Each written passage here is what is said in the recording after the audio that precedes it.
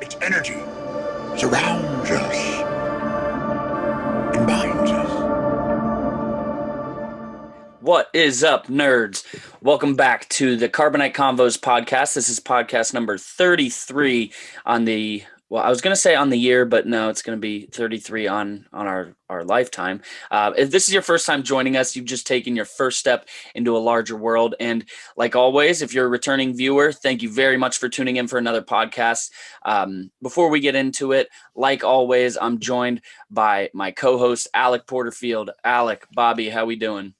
Nicholas, man, I am great as usual, dude. I know we got a lot to talk about tonight. Some really cool things as usual happening in the fandom, so I'm really pumped about that. Before we get into things, always got to say it, guys. If you're new to the channel, please hit subscribe and hit that bell button. That means the world to us, and it really allows us to put this platform on another level. So if you could do that for us, we would greatly appreciate it, and it gives us an opportunity to do this. So.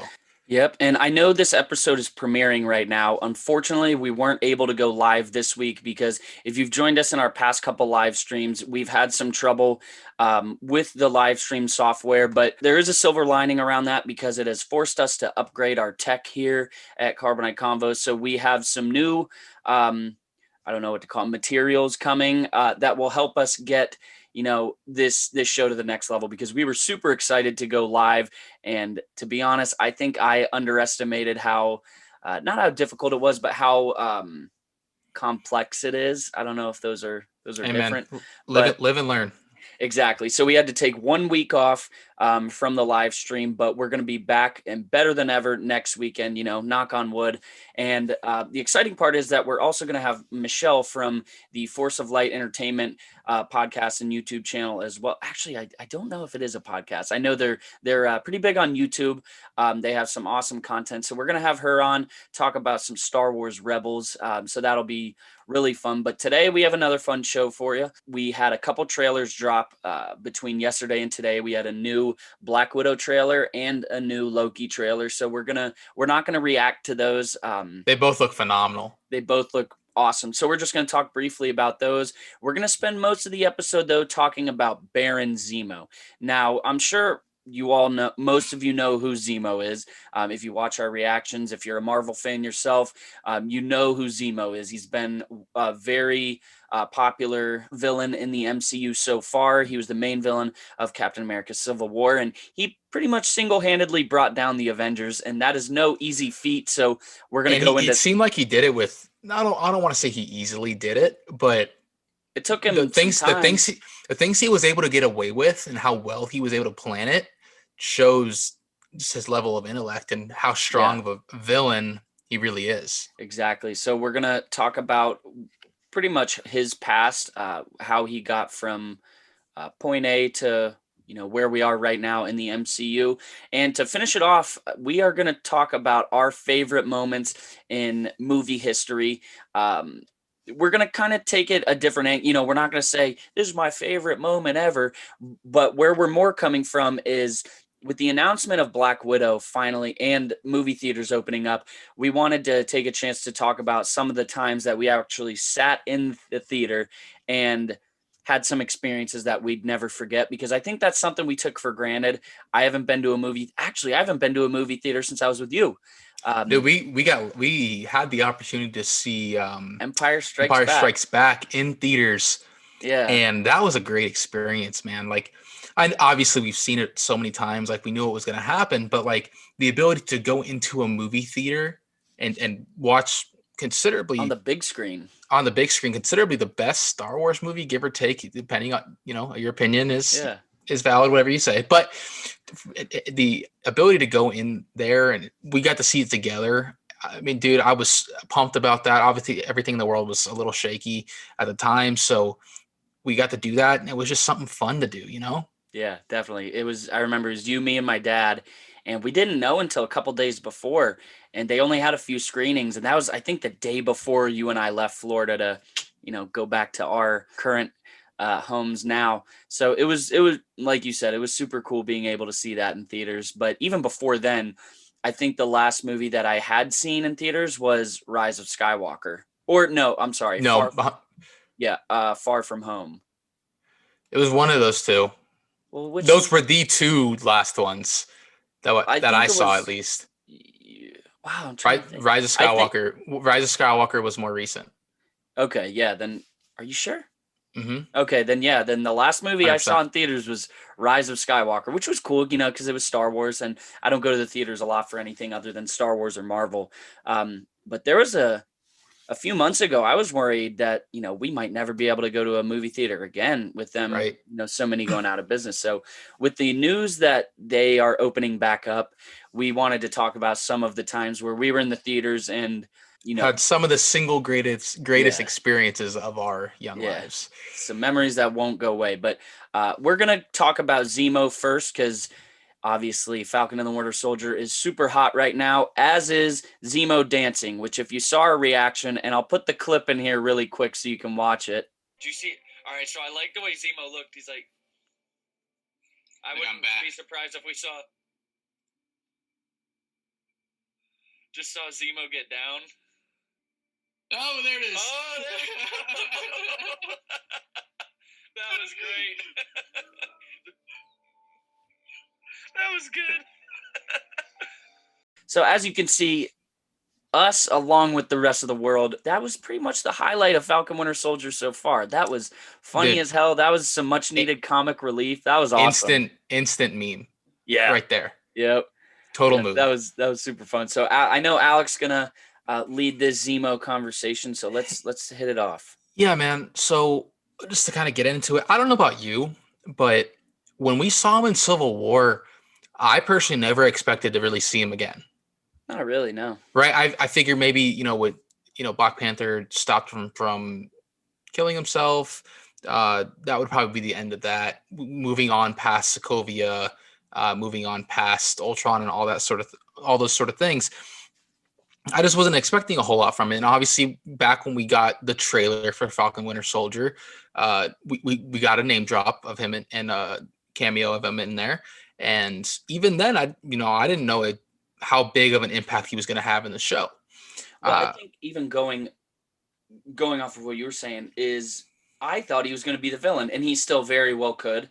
Very well could, but I like the role that they have him in so far where he's an ally, because we only saw him as a villain, which, Marvel, and we've said it a million times, Marvel does a very good job at making you empathize with the villain, and he was one of them. He lost his family. The Avengers partially were responsible, and they just up and left after it was over. They didn't give it a second thought. So he had a reason to do what he did. It wasn't right. It clearly wasn't right. And he has obviously done some shaky stuff in this episode as well. He killed the scientist that was responsible for replicating the Still not really sure why. Well, I mean, it's pretty, personally, I think he killed them because Zemo does not want any superheroes or super soldiers in the world. He doesn't want that. And clearly he wouldn't have cared if he tore the Avengers apart and they killed each other, or if they were disbanded altogether. But it's clear that he doesn't like, I'm going to use an Incredibles terms, he doesn't like supers, and he doesn't like these super soldiers. And I think him knowing that man was responsible for bringing more and had the power to bring more in, that he's the only person that can do it that we know of right now. So an easy way to stop there from being any future super soldiers is kill the maker. So I think that's why he did it. Nah, that's a good point. I am very much hoping that he doesn't become a hero, and not even on the level of like Loki, because Loki is obviously kind of a hero at this point. But for him to do some things that we're going to see, though, we don't know. We don't know. We'll get into that in a minute. Well, he's not a hero yet. Right. The Loki we're going to see, I don't want Zemo to get to that point necessarily. However, I would like him to do some good things. I don't think he's a bad person necessarily. However, in the comics, he is a very evil and sinister person. Yeah, I will say. And I'll kind of just get into this real quick. And going forward, we do not claim to be the most educated in the comics. We're the most educated. Most educated people, most educated on Marvel and Star Wars, right here. You won't find anything better. Edumacated? Yeah. Exactly. Anyways, like, So we want to be able to have a platform for you guys to be able to learn about these characters, and it gives us an opportunity to research and learn about it ourselves. Mhm. So I did a little bit of research on Zemo and understanding him more as a character. I think this helps. I'll just do a very brief kind of breakdown of him. Obviously, Helmet Zemo. He mentioned recently in the episode that he was a baron of royalty, and essentially how that happened was that his dad signed a deal to basically have lifetime loyalty to World War II Germany era type of situations. And when he was able to do that, he was given Castle Zemo, which is where they ended up living out their whole lives. And the family became royalty, became wealthy, all this sort of things, and basically gave their everlasting efforts towards Red Skull, Hydra, all those affiliated organizations. Helmet himself, okay, after his father died, okay, he blamed Captain America for his death. Very similar to the MCU, how he is blaming the Avengers for his family's death. Well, yeah, So because if you remember, like in the MCU, his father was dead in that scene too. right, he was because holding his wife and son. Yeah. Yep, 100%. So again, very similar. The MCU always switches it up just a little bit, right? But extremely similar. He took up the title of Phoenix for a very brief time. Okay, seeking revenge for his father's death, got his ass kicked, absolutely Well, dismantled. yeah, he's a rich kid going up against Captain America, so I'd assume that. Right. Later on, he was trying to create this chemical called adhesive X. Okay, that's supposed to be able to bond two things together for literally eternity. The stuff you cannot separate. While he was trying to do that, he had an accident and ended up disfiguring his whole body, which is why he wears the mask. Which is where in the comic that's where the mask comes from. I don't know how they're going to tie that to the MCU mask yet. Let me ask you this, because I know neither of us knew this very rich backstory of Zemo before this. Mhm. I didn't really know what to expect out of him, because I knew that he was very skilled in the military. I don't remember his exact ranking. He was kind of similar to he was special forces. So he had in special forces or whatever. He raked up a lot of kills. He was very skilled.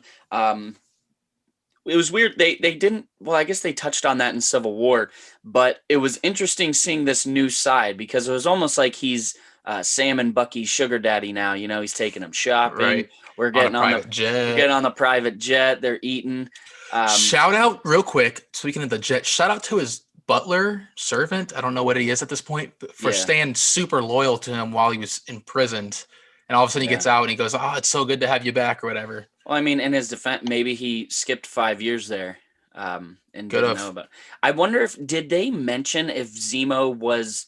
I don't think so. I don't think he was snapped away. I think there's no way, because he said to Bucky at the very beginning, he goes, "At least you were unconscious, or at least you weren't conscious for your imprisonment." But that could also mean because Bucky was frozen.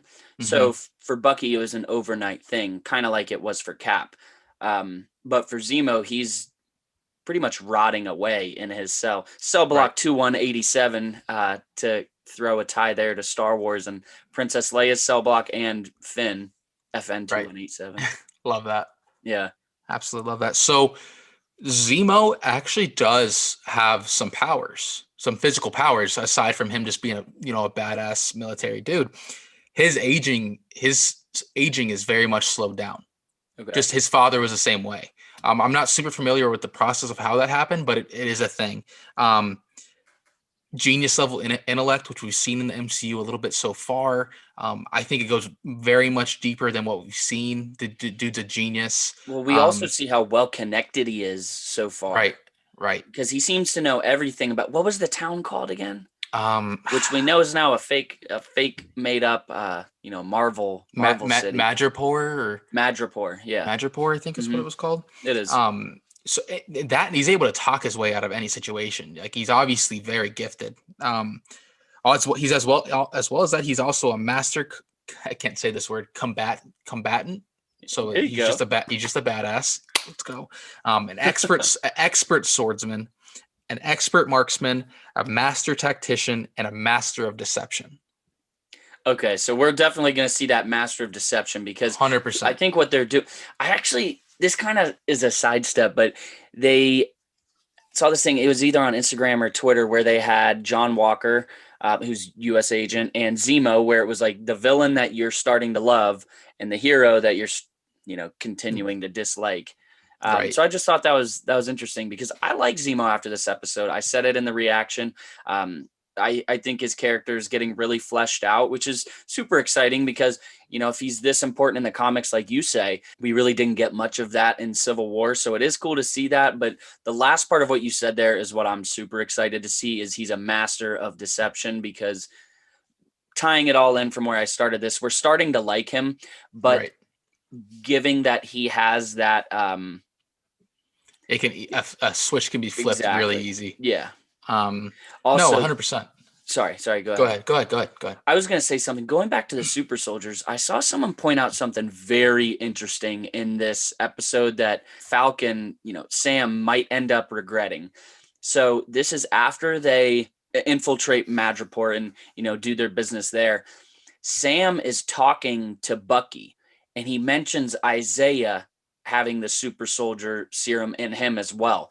Right when props to I can't remember who it was, but props to this person for realizing it, because Zemo's in the background. He's almost blurry.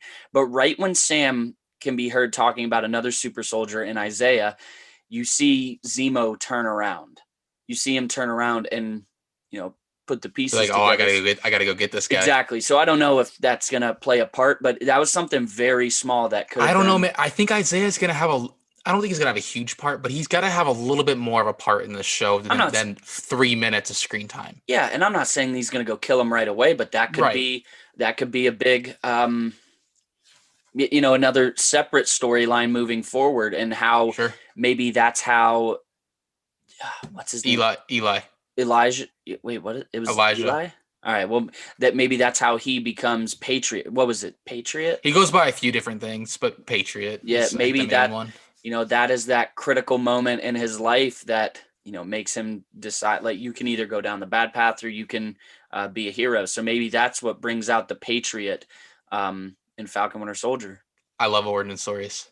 Yeah, I know. Well, we're getting a lot of them now. Yes, for sure. Yes, sir. Anyways, back to Zemo. Wait, was that a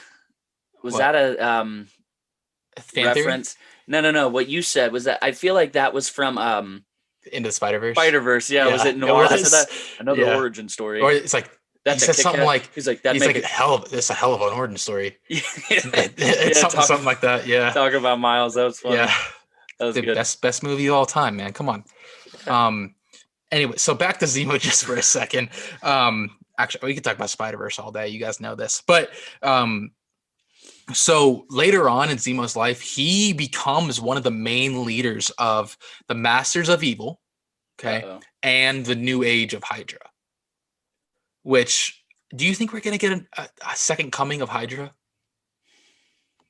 I wouldn't be surprised, because it's always cut off one head to replace it. So I think with Hydra being pretty much the first major villains of the MCU. I know we had Obadiah in Iron Man 1, but Hydra has been there all along. They've made appearances throughout the MCU.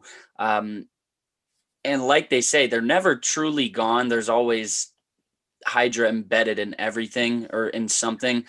So I wouldn't be surprised if they come back, but I mean, I could be wrong. It seems like, isn't Hydra more of an earthly threat rather than a universal? Yes. Okay. So, well, it's sparked by like the beliefs and stuff of the Red Skull, and it's essentially world domination is what it is, as well as the Masters of Evil, which become its own independent thing. But it's like to my knowledge, is extremely similar to Hydra. It's actually some of the leaders of the Masters of Evil consist of Zemo, Zola. Yeah. So for those of you who don't remember Zola was Red Skull's, nerdy little assistant, the little egghead dude in Captain America.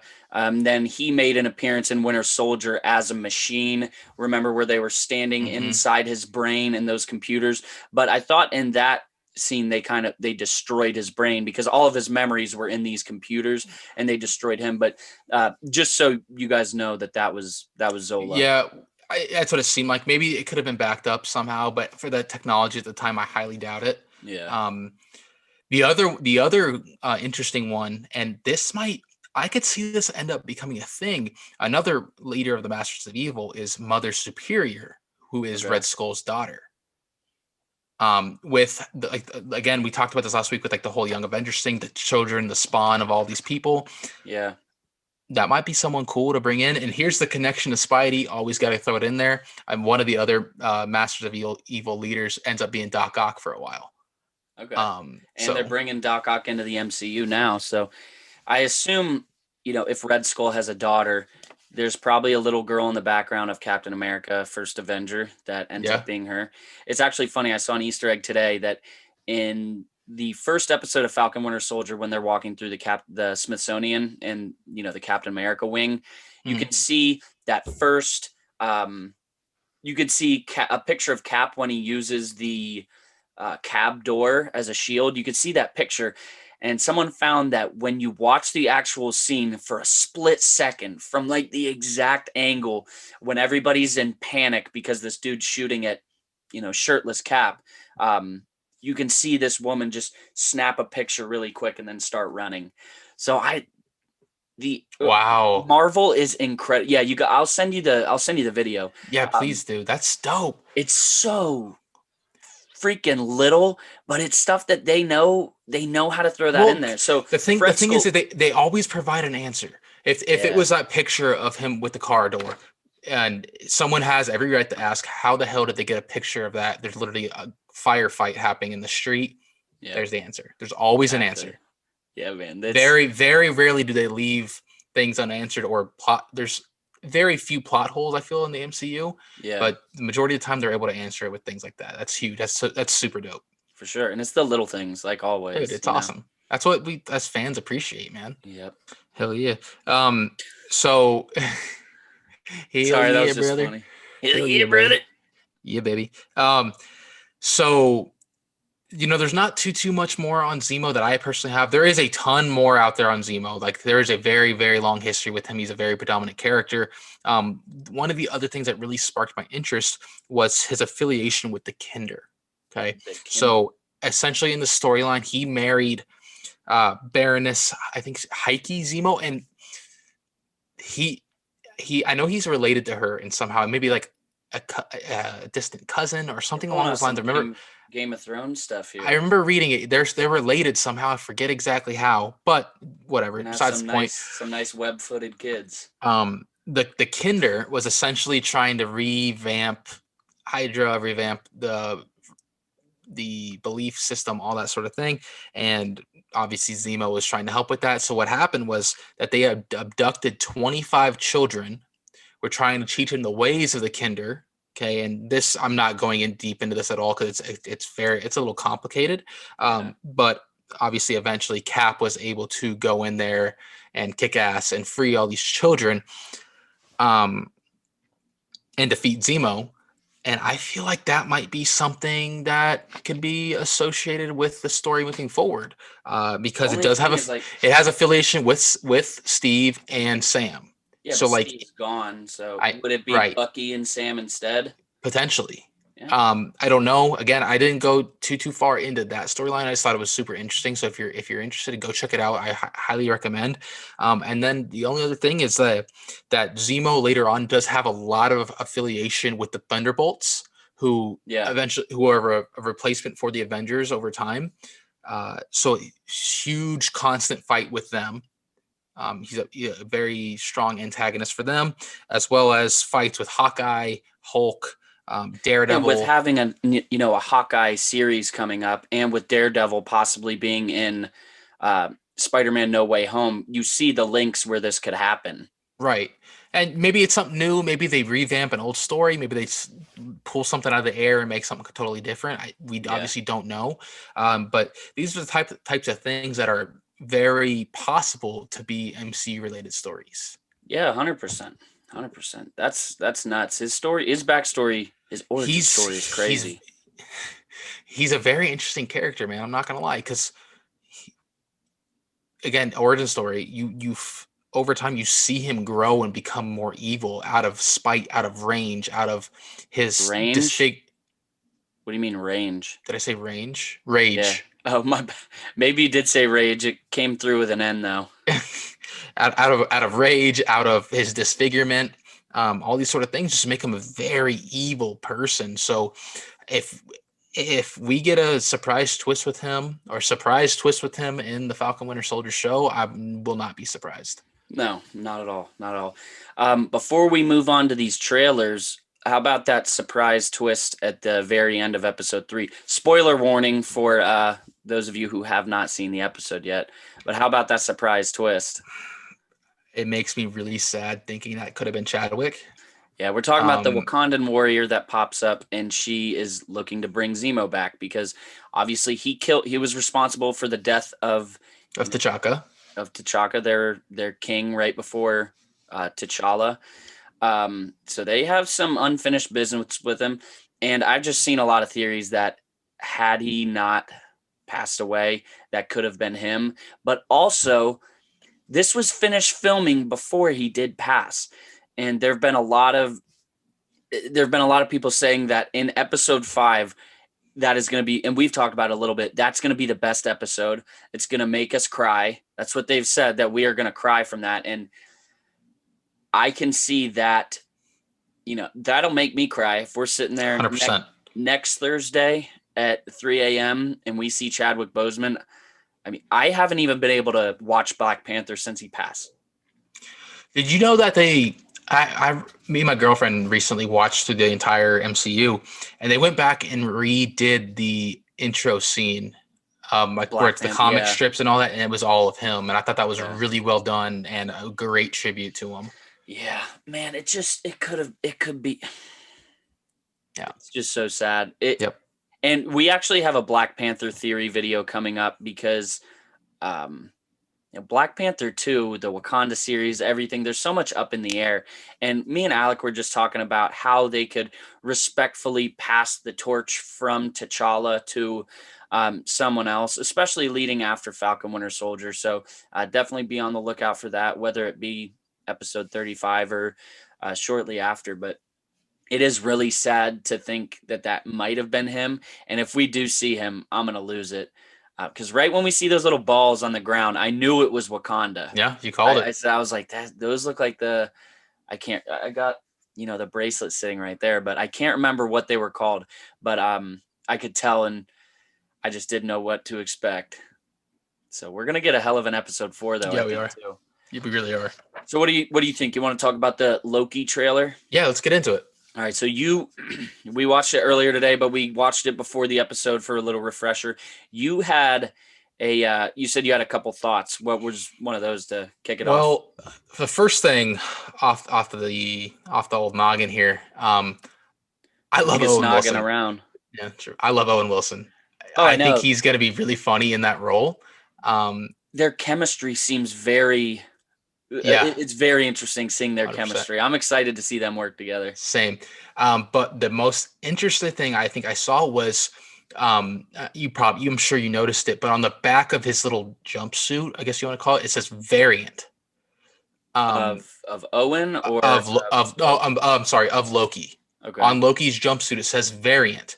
And right after the woman, whoever she is, says to Owen Wilson's character, like, do you really trust this Loki variant?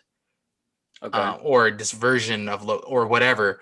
Well, if I could try to answer that, I would assume that the Loki we're getting is the Loki that the Loki from Avengers Endgame, who had not gone through Thor, the Dark World, Ragnarok, Infinity War. He wasn't in Endgame except for going back in time. So the Loki we're getting is the one that just tried to take over New York. Right. He puffed away with the Tesseract when Hulk knocks it out of Iron Man's hand. Well, Tony's hand. So that's the Loki we're getting, which I can understand why they would call him a variant, because on the real timeline, the real Loki, he's dead. Thanos Right. killed him. He choked him. So I think that would have been the real Loki.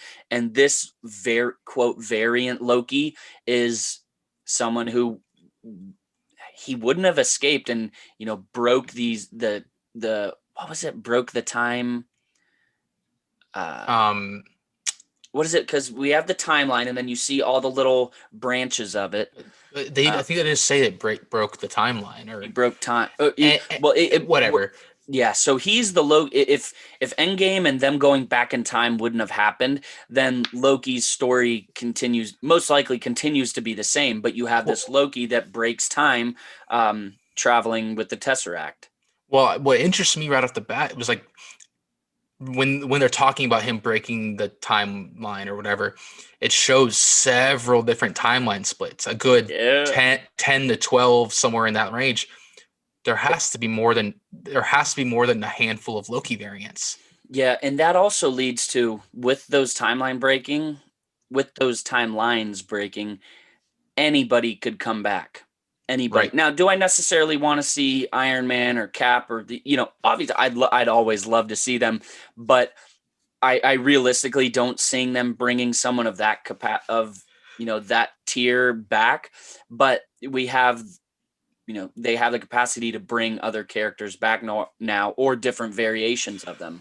Well, there is the rumor going around about Chris Evans reprising the role for a while. Whether it's true, I doubt it's true. But if there is a time to do it, it's then. Because obviously everyone has questions about when he went back to bring all the Infinity Stones back to their proper place in time. There's no way. What if he's living on the moon, though? There's no way, though, that he went back in time and put all those back and didn't have some sort of run-in with these.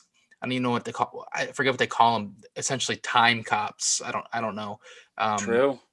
There's no way. He has to have some sort of run-in, whether it's he messes them up accidentally and he has to go get their help or whatever. Because obviously, Owen Wilson's character is more than willing to go out into the field and try to make things right.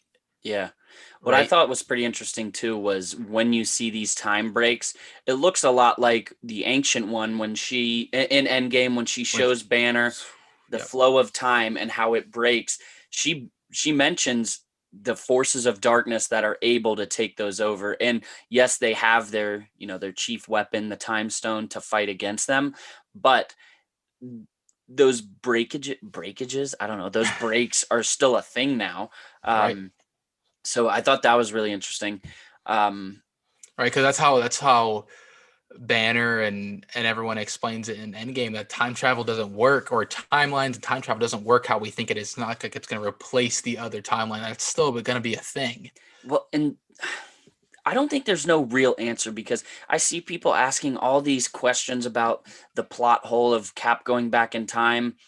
If we could explain how time travel worked, we'd be able to time travel. Like, just enjoy the story. Cap goes back in time, lives out his life with Peggy. He brings back the stones. Supposedly. Well, what do you mean supposedly he does? Well, we don't know if he 100% lives with Peggy or not. We don't know. But what do you mean? What do you mean? It just shows the one brief. It just shows him for 1 second. It never said because he says I'm not going to tell you about her. But he married her. He's wearing a ring. That doesn't mean it was her. That 100%, dude. I don't know. Dude, I'm not gonna put it in fact until I see it literally with my own eyes. I don't think we ever will see it. But exactly, dude, come on. You cannot sit there and say that you don't think that wedding ring is Peggy. I'm not saying I don't think it is, but there's a chance that it's not. Gee, I don't think there's a chance that it's not. Because Peggy had a husband. Yes. However, okay, this is a little messed up to think about. What are the chances that Sharon is actually a descendant of Steve in some capacity? Well, she is Peggy's niece. Right.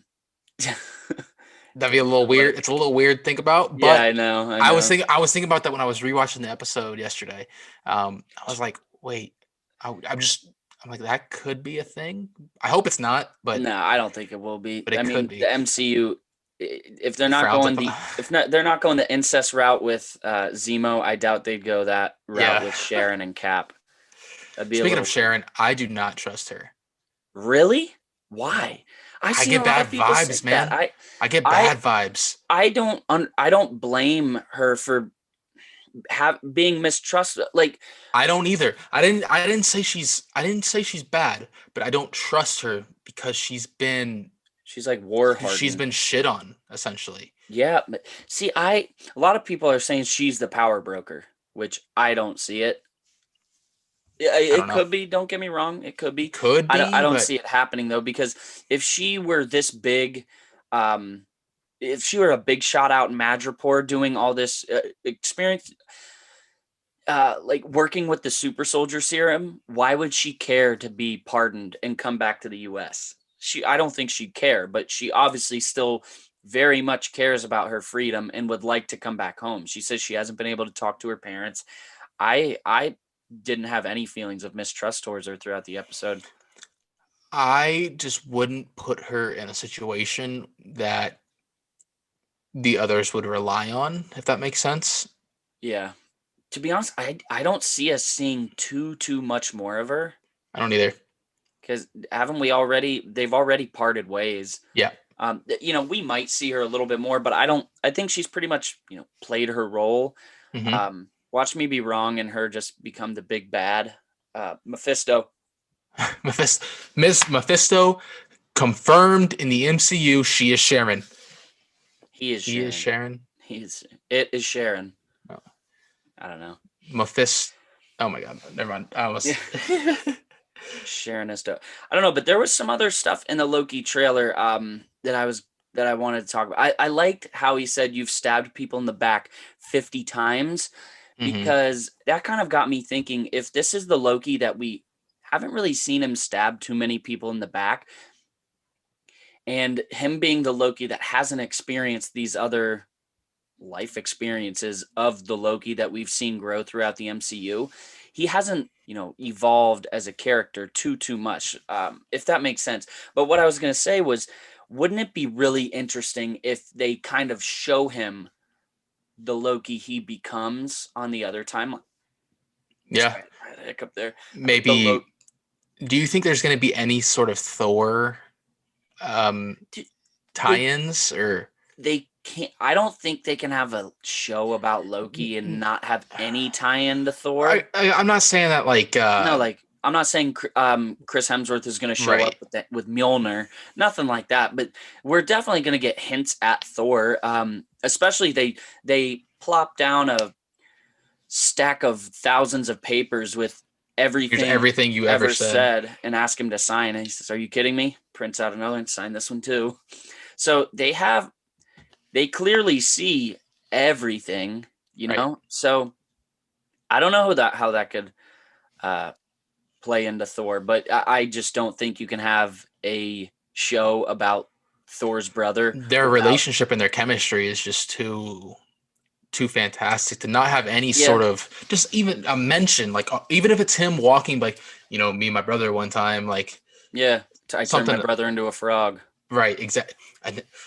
Or what was it when in Ragnarok he says he knows how much I love snakes, so he turned himself into a snake, and I picked him up and he stabbed me. That's one of my favorite lines in that movie. I think it's hilarious. I just don't think he and Thor have a lot of unfinished business, because this is after the original Avengers. Right. Thor has no trust for him whatsoever. Well, that's probably when Loki was physically his strongest too. You think? I mean, I'm not 100% certain because I don't really know, but like he was kicking ass with the Chitauri. Like he was doing some work, Well, no, he's not as Guardian. He's also a frost giant. Yeah, so that plays into it. I liked that he had his two knives, which is more comic accurate. I liked that he had that. That was pretty cool. Sure. But let's get into Natasha Romanoff and Black Widow. What were your initial thoughts of yet another teaser trailer coming July 9th to theaters finally? So we'll talk about this in a second, but I'm confused because I don't. You don't know where it is. Where is this? Because I got a little emotional with the Hawkeye scene. I'm not gonna lie. Where she's dying. When she's dying. Yes. I've Like heard just of, the look on his face and well, it's painful. it I've is. heard some It's great. stories, and this is the first teaser trailer where we have seen her as a child. Right. We haven't seen her as a child yet, and I've seen some theories that this is kind of her telling the story of her life Like a narration type of deal. as her life flashes before her eyes, because we've seen everything. Well, not everything, but we've seen her life since Iron Man 2, since she became an Avenger. We've Right. seen it. And We she's know, very briefly described her past at yeah. the So academy or whatever she was at. exactly. Like, So we know her life as an Avenger. We know the growth that has happened between there, but we didn't see her origin story. So I think, well, there's theories out there saying that this is her telling us, what she was before she was an Avenger, before she got this family, like she narrates. But it is interesting because who is she talking to? When is she talking? It's clearly seems to be after. It's after she meets the Avengers because she's talking about them. So it is confusing. it would be really nice for it to maybe be something along the line. Maybe it's her and Hawkeye in the ship on the way to Vormir. And they're just talking about their lives, talking about Budapest, talking about all those sort of things. And she's like, before I got this family, she says the family thing multiple times. Like maybe she's just really talking to Clint, knowing that something bad could happen, whatever it takes, essentially just kind of thanking him. And then at the end, it flashes back to her obviously sacrificing herself. Wow, that's a good theory. That would be dope. As a fan, I'd be really happy with that. Yeah, because her connection with Hawkeye is pretty pure. It's kind of flawless. Right. Not flawless, but Right. it's very pure. Right.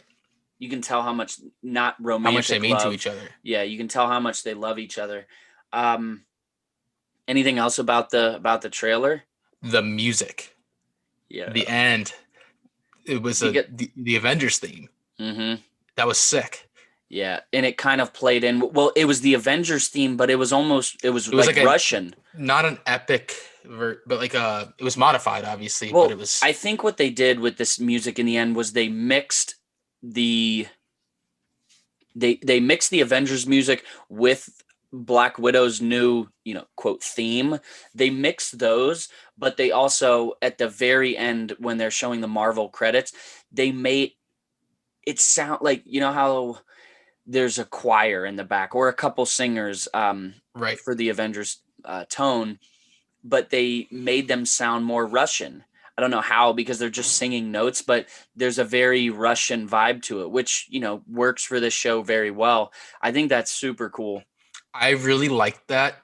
Yes, because the music itself is of quality, but I think that pays homage to her because her whole life, her whole time with the Avengers, she's always doubting herself. There's red in my ledger. The entire time, she doesn't know if she's worthy of being in the group. She doesn't know why she's a part of. Like she feels like she doesn't deserve to be. And if that's the ending she is given with the Avengers theme playing modified to her character, I think that's the best tribute you can pay to her. Yeah, like that is them confirming that she in fact is an Avenger. She deserves to be an Avenger. She died an Avenger. She's you get what I'm saying? Of course she is. So I agree. She 100% is, but like to her to confirm that, you know what I'm saying? I thought it was interesting how the woman from the Red Room is there talking to her like normal. You know, the woman who says the procedures necessary where they make her Baron. I don't know if that's the term. They don't make her Baron, but they sterile. They sterilize her. It's interesting that she's in the show, and they seem like it looked like they were fleshing something out because Natasha looked pretty mad. But I am excited to see how that relationship works when she pretty much tortured her mentally and kind of physically, I guess. Well, yeah, if you're taking away the ability to have children, I'd say that's torturing. 100%. So that's super exciting. We're gonna see what is it? Red Agent, Red Soldier, Red Guardian. We're gonna see Red Guardian.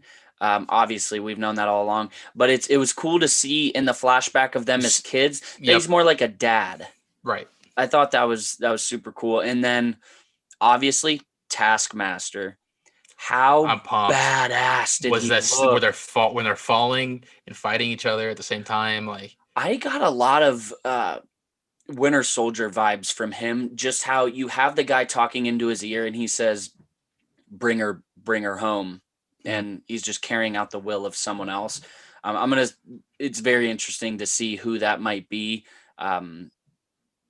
But for all of you who don't know, Taskmaster is one who is able to mirror abilities of people he's fought. So he has the shield, so it makes you think maybe he's fought Cap. He shoots a bow as skilled as Hawkeye. So it's intriguing to think about if we've seen the character fight them yet. And now he's taking on the mantle of Taskmaster, but he looked badass. That suit is dope. awesome. That fight they're having in the air. It looked like it was he must have different suits throughout it because there's a silver and an orange version. Huh, maybe. Or there's one with like more orange on it. It could have been an angle. I don't know. It could have been. I don't know. But it seems maybe something along those lines, maybe upgrades or I don't know. Yeah. Either way, I'm excited for the movie. I think they needed to put out another trailer because it's been going cold. Are you gonna see it in theaters or are you gonna get it on Disney Plus? 100%, I'm seeing it in theaters. I'm thinking about doing both. I'm not gonna lie. Why would you do both? Just because I have a friend who I share the account with and he wants to split it, so it will be cheap. $15. It's like one ticket. Yeah. Plus especially if you go to the theaters too, because I have to experience. Because I would want to see it in theaters more than once. Yeah. Let's be real. How many times do we see Endgame? Well, Endgame's different. It was different. It was different. I only saw I saw Far From Home in theaters 3 times. I saw it once. And so you're the Spider-Man guy. I like Spider-Man, obviously. Mm-hmm. But actually, no, I saw it twice. But I don't see me. Maybe for podcast reasons, I'd see it twice because what's really cool is this is the first movie that has come out while we've been doing a podcast. Right. So it's actually very great that you might do both because we have to do a reaction to it. It'd be a lot more editing, but we have to do a reaction. Right. So the only way we could do that in a timely manner is if we got the movie. So we're going to have to see it on opening night and then watch it the next day to do the reaction. So we're somewhat on time with it. I'm not complaining. I'm down. July 9th. I'm down to clown, bro. You're down to clown. Jeez. I'm pumped. Yeah. Oh, same. So while we're talking about theaters, do we want to talk about our moments or do we want to do a quick show and tell? Let's do a little quick show and telsies real quick. All right, show and tell. My gosh, you're like my girlfriend. She says like, you want some brekkie breakfast or brekkie break? Yeah, some stuff like that. You're like, yeah, let's doing show and tellsies. That was nice. All right, so I'll go first. You've been going first the past couple times. So this was something my parents got for me for Christmas. I realized right before this show that I had not brought a pop yet. I brought my Palpatine lightsaber. I brought the stuff my uncle got for me last week, the coins and the patches. But I wanted to bring the Mando and the Grogu Baby Yoda scene from the first season. Now, when they released it, I thought it was from the second season, but you can see here he has his armor, has the original armor. I really love the Baby Yoda, and for those of you watching, I won't talk too long about it, but this is a really nice pop. I love the Rocky scene. I just love how they have little Baby Yoda stuck in there. He's not a bobblehead, but I really like that. But yeah, it's a dope pop. Like always, I like how they have his cape kind of flowing in the windy wind, as you and Rosemary would say. But yeah, it's a dope pop. The capey cape and in the windy wind. Jeez, we just lost half our viewership. That's okay. It's okay. It's okay. We love you guys still. All right, you're up. Okay. So this is kind of a 2-in-1 in a sense because this is obviously the show and tell, and this is part of my favorite cinematic moments. We saw this together, Spider-Man Homecoming. Okay. Yes, I can replay it on the TV and whatever, but the intro theme music, that da da da da, that, okay, in theaters for the first time, I will never get the same feeling again.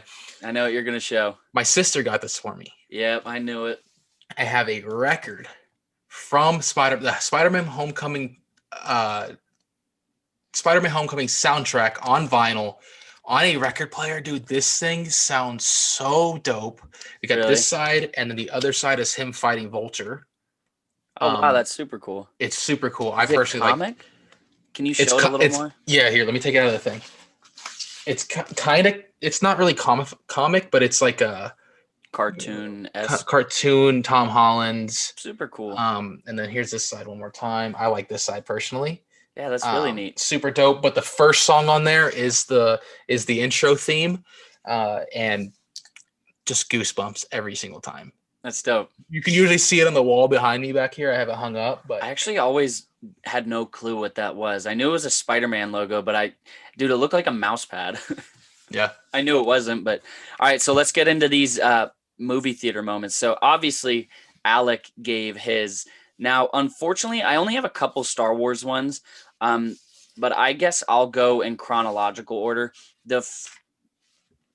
The first, well, I'll kind of group these together in one because I don't remember specific moments per se.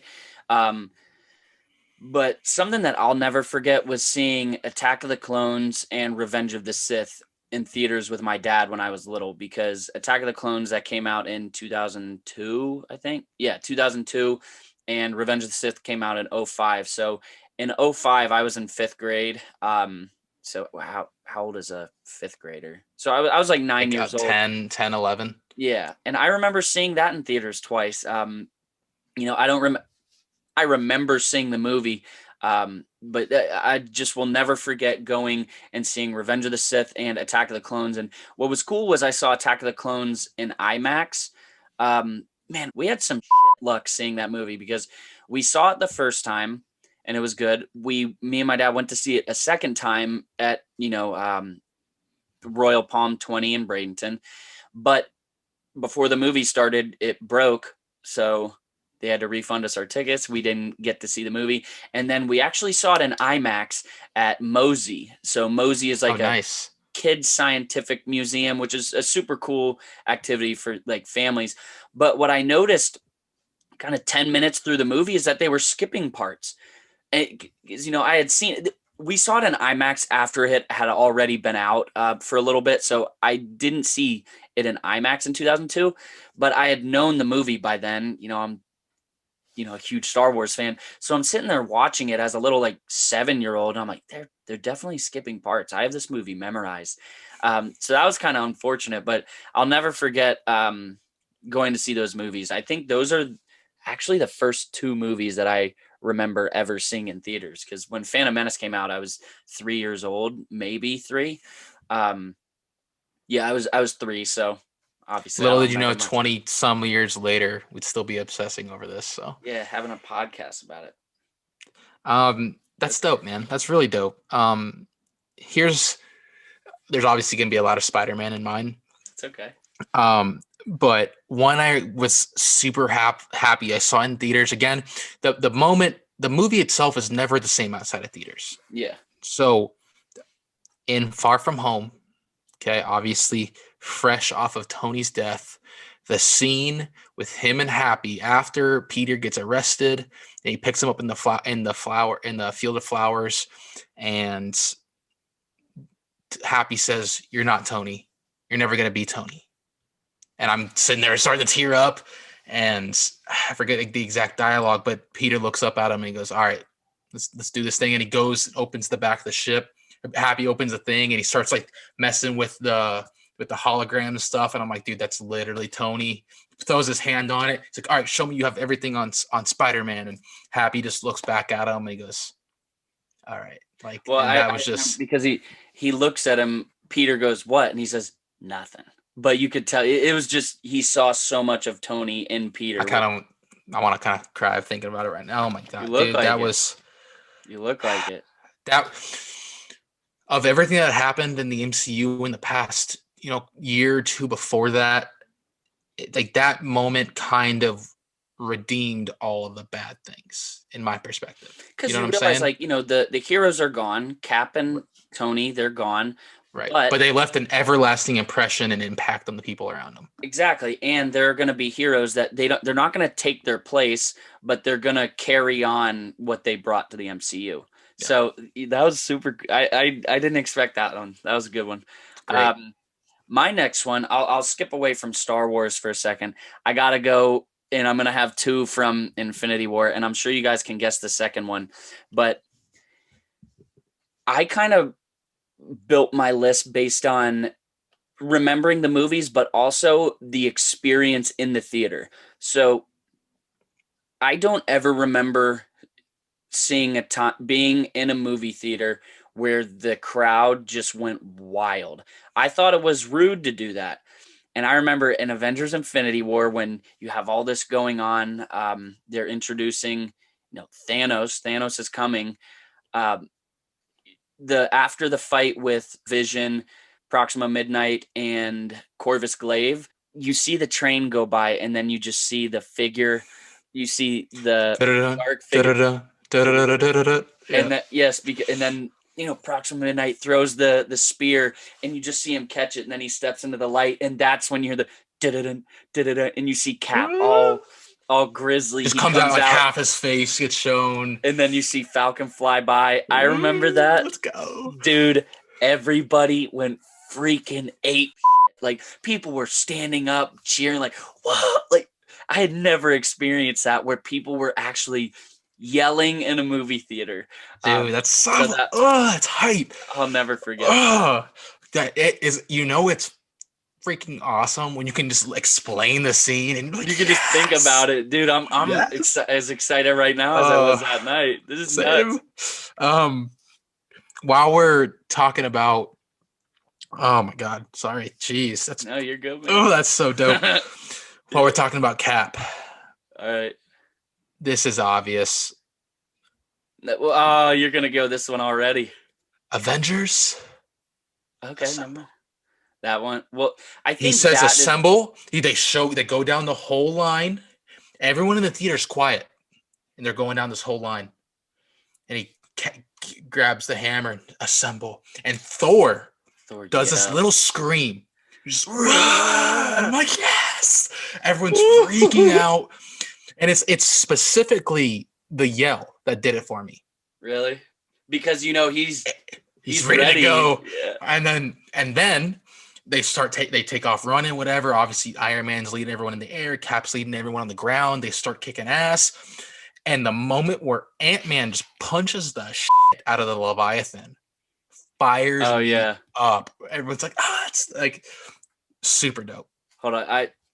How about well, this one is obvious. I didn't put it on the list because it's the most obvious thing in the world, but the boom, boom, boom. And then you see the portals open up, and on your left, you just see Falcon. And dude, I watched that the other day for the first time in a while. Dude, I cried again. Like just seeing. I got goosebumps, bro. Oh man, because you see Falcon fly through, and you see Cap was about to take on Thanos and his whole army alone. He was going to go down. He was going to fight until the very end. And then you see at the last possible second, Doctor Strange conjures them all up, and just the look of hope in Cap's eyes, because he's sitting there. He kind of does. And for those of you who can't see me, I'm sorry you can't see me.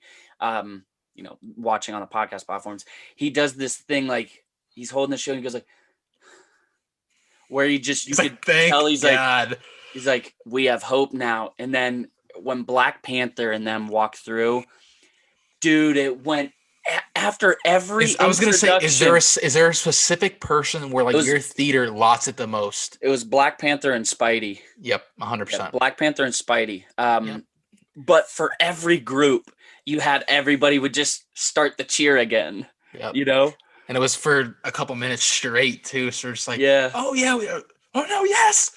Yes, let's more. Yeah, Oh it's man. awesome, dude. Oh, It sucks we'll never be able to relive that. However, when I'm doing cardio and stuff, like I'm on a treadmill, whatever, I will go back and same. watch the fan reactions in the theater. And dude, I want to run through a brick wall after Really. that. I do the same, but I don't do it to the fan reactions. I put the music in my ears, so I'll sit there and I'll listen to the song before Portals. Yeah. And I'll kind of be, warming up because I walk at the on an incline. So as that song's winding down and Portals starts, playing, I lower the incline and I slowly just build it up. So I'm doing a good jog at the point of when Portals starts, and then by the time that it comes to that moment where it's Avengers Assemble, dude, I'm freaking sprinting, just dude. I wouldn't be surprised if I'm getting so many weird looks because I'm sitting there. I feel like an Avenger myself, just running through Crunch Fitness. And then I also do it when I have chest day because that, and then What's Up Danger from Spider-Verse. That was what I was gonna say next. Really, those two songs get me so hyped. So when I'm doing chest, I love to listen to those songs because I have my little. I watch the entire. I don't listen to the full song. I watch the clip from Into the Spider-Verse because it stops and goes down. It has this whole thing with Miles' dad. It is. It's the same song, but it clips down, has a conversation with dad. It's like, I see the spark in you, Miles. Like, and then it goes back to Aunt May. It's, oh, it took you long enough to come back, get here, or whatever. But and then it goes into a like this deep, like the deep part of it, and it's like him, and the animation's beautiful, obviously, and it's looking over the city. And I could just a leap of faith. I could just, and then Peter says, "It's just a leap of faith," and it goes slow mo, and the glass breaks. Can't stop me now. Let's go. I got you now. I like to have chances that I might lose. I know. Yeah, but like the music, it's the same song, but it's a little more. They put more comic tunes in it as well. Mm-hmm. So they put more like. Epic. I don't want to say it's more epic. Well, I think it is more epic. Yeah, I don't know. That's my favorite. That is my favorite movie moment of all time. And seeing it, we saw it together. I know. Going into, I say it every time I talk about the movie. Going into the movie with no expectations, I'm like, oh, this is animated. It's gonna be all right, I guess. And literally coming out with my favorite, hypest movie moment of all time.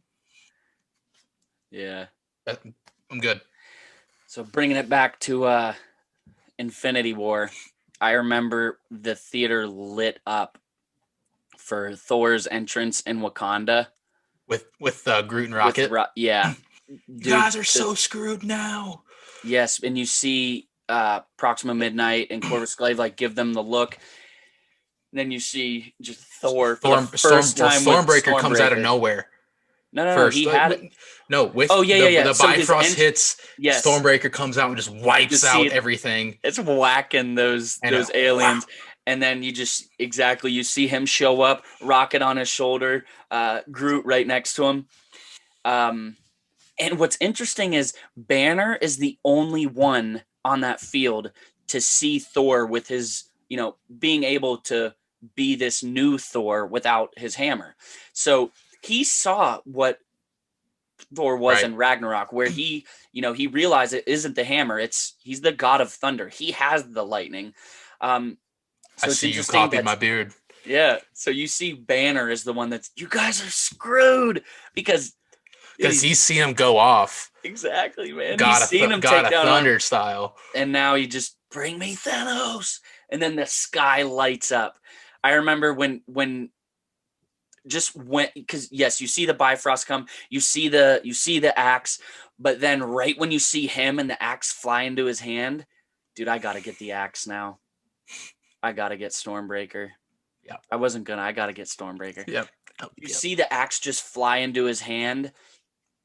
Theater goes nuts because standing there. Because he catches it too, and it's Endgame. It's Infinity War. There's not an empty seat. No one's getting up to take a piss during this. No shot. So that was my last Infinity War one. I only have two. I could go on about awesome movie moments, but I only have two more remembering being in the theater, that are specific to me. But if you have any more. Go ahead. I got one more, so go ahead. Okay. Is yours Star Wars or Marvel? Star Wars? Star Wars. Okay. Should I do my Marvel one or Star Wars? Do your Marvel one. So I'm going back to, and I know I'm flip-flopping, but back to Endgame, and this is an obvious one, moment when Cap gets the hammer. Because it wasn't that everybody, I've never heard that many gasps, because you see Thor, on the brink of possible death. You see the hammer lift, you figure maybe it's just he's the one summoning it, flies by him, and into Cap's hand, you just hear, no, and everybody goes ape shit. Do you ever notice in that scene when he catches the hammer, he does it like he's catching a shield? Like Thor always just like has his hand out and just like, catches well, because stiff armed. Thor knows that it will stop at his hand, but Cap is used to catching an item that he has to counterbalance the weight coming in. So he has to catch the shield like that, or else it'll fucking rip his arm off. Yeah. So he catches the shield like that, which is, it's pretty, I like that he catches it like that, because he's never picked it up before. So he doesn't know what it's like. But yeah, that scene, everybody, dude, I gotta watch Infinity War and Endgame. I'm down. Soon. We need to do a group watch. Maybe you, me, I'm down. Kennedy, and Rosemary can all turn them on. Let's do it. All right, so let's hear it. Star Wars. So, hold up. You said it was from The Last Jedi? No, Skywalker. Rise of Skywalker. So I never got the opportunity to really see any prequel movies in theater, because I just wasn't really introduced to Star Wars as a kid. Really, I didn't get into it till like high school-ish age. And obviously the sequel trilogy has its ups and downs or whatever, but I'm a really big Rise of Skywalker fan. And the scene with Rey, be with me. Yeah. And I all the voices. Loved it. And I was lucky. The theater was actually hype. They weren't hype, but it was like one of those things, how you talked about Cap with Mjolnir, and everyone kind of gasped when she did that. Everyone's like, whoa, like this the coolness of it, like going back, and I could hear people behind me talking like, was that Obi-Wan? Oh, was that Mace Windu? Oh, was that Ahsoka? Like, it's dope. You had no idea. You couldn't really hear it in the moment. You had to go back and look it up, obviously. You knew the big ones, but you did, but it was hard to tell. It was so many going on at the same time. Exactly. I mean, I cried. I was like, that was so dope. And that's just awesome. The opportunity to see that in theaters. I saw that in theaters, I think 3 times. So I think I saw it twice at least. Yeah. That was a good one. I figured that would be the one. That was good. It would either be that, if we're talking Rise of Skywalker, it would either be that or when Ben makes his appearance with the blue lightsaber. Oh, I was thinking Ben Kenobi. So I'm sitting there. Ben Solo. I was like, what Rise of Skywalker did you watch? No. Where he pulls the blue, when Rey passes it to him through however the hell she does it. Before out behind his back. Yeah, that was dope. That was sweet. Before I get to my final one, I saw something on TikTok that it pissed me off to my freaking core.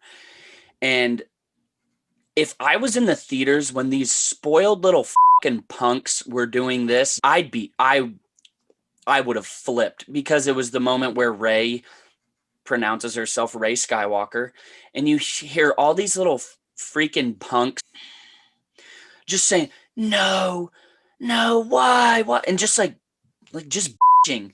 It's like, shut your mouth in the movie theater. Like, that's where, if you're gonna say something negative, get the hell out. Because what kind of privileged person do you think you are, where you to ruin another person's not only experience. is it's your fault that you don't like it.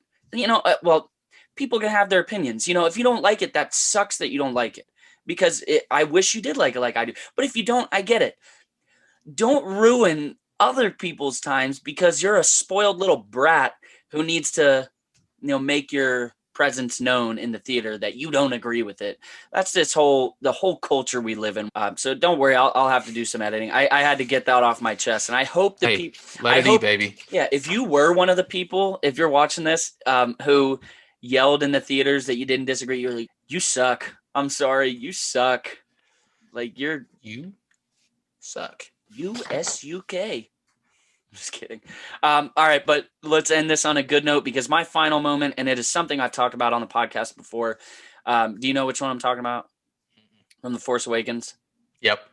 Yeah, so it's the moment where Kylo is reaching out for the saber, and it in the snow, and it flies past him into Rey's hand, because that, and I've told it a couple times on the podcast, but we get new listeners all the time. So that was Nick really likes that scene. Yeah. The first time I watched it, I watched it in Florida a couple days before I moved up to Pittsburgh. So I remember packing all my stuff, moving up here for college. And then the night me and my dad got here, we got all my crap in my apartment, and we were looking for something to do. So we went down to the Waterfront, which is my new favorite movie theater ever. It's unfortunate it's still closed. But I've seen Infinity War there for the first time, Endgame. None of the Star Wars, because they come out in December and I'm usually home for the holidays. But pretty much all the Marvel movies I've seen there since 2016. But I remember just kind of being in that moment, and, I'm a big family guy. So I was leaving my family to, come live a dream and play baseball up here. So just seeing that, that scene, that was the moment where it kind of clicked for me. Star Wars was back and it wasn't going anywhere. Because we got animated Clone Wars, we got books and all that stuff after Revenge of the Sith. But that was my first time being old enough to know that there's a new trilogy coming out, kind of be able to dissect it. And clearly with the movie coming out, it's obvious that, quote, Star Wars is back. But I think that was that moment where it truly felt back for me, seeing the Skywalker lightsaber fly into Rey's hands, and knowing that, the franchise would live on. I'll never get over that part. That has so much meaning to me. So that's definitely, I think it's my number one Star Wars moment in theaters. But I don't know. That's sick. Yeah. Yeah. Love that. All right, guys. So I think that about does it for episode 33. Again, we do apologize we weren't able to be live, but God willing that everything goes well with our new equipment and equipment. That was the word I couldn't think of. I was thinking technology. I couldn't think of the word equipment. God willing that everything goes smooth with our new equipment. We will be live next Tuesday. What date is that? Well, regardless, we will be 13th. Yes, we will be live Tuesday the 13th, 9 p.m. Eastern Time, 6 p.m. Pacific Time, talking about Rebels again with Michelle from Force of Light Entertainment. So we're super excited about that. But before we go, don't forget to sub to us. Every subscription helps. You have no idea. Give us, hit that bell icon if you always wanted to be notified if we have a video come out. You don't have to watch it right then, but it's a decent little reminder. You can follow us on every social media platform at Carbonite Convos. Social media and podcast platforms. Alec, tell the peeps where to find you. Hey, you've heard it here at Wallcrawler Pop, and we're on Instagram, we're on Twitter, we're on TikTok. Yes, sir. Come join us. Yes, sir. And you can follow me at Funko Stud on all three of those. And also you can follow me on TikTok at Star Wars MCU Facts. So that's FACTS. Star Wars MCU Facts, where I post clearly Star Wars and Marvel Easter eggs and facts.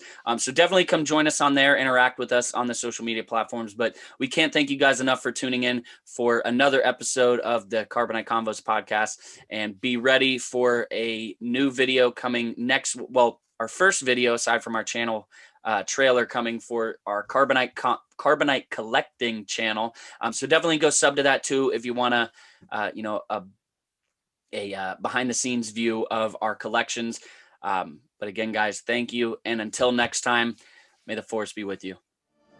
Remember, the Force will be with you.